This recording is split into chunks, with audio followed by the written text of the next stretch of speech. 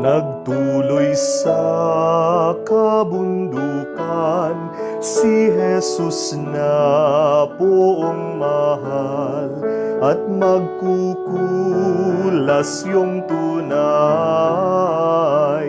Kusang napatukso naman sa demonyong tampalasan.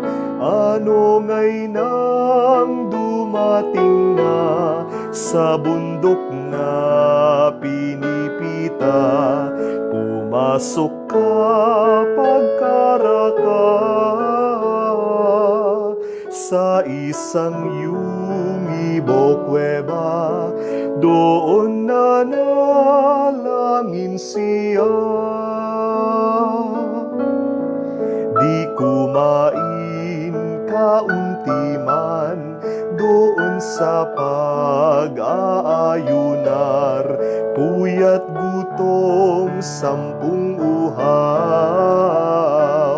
tiniis na paminsanan sa 4 na pungang araw.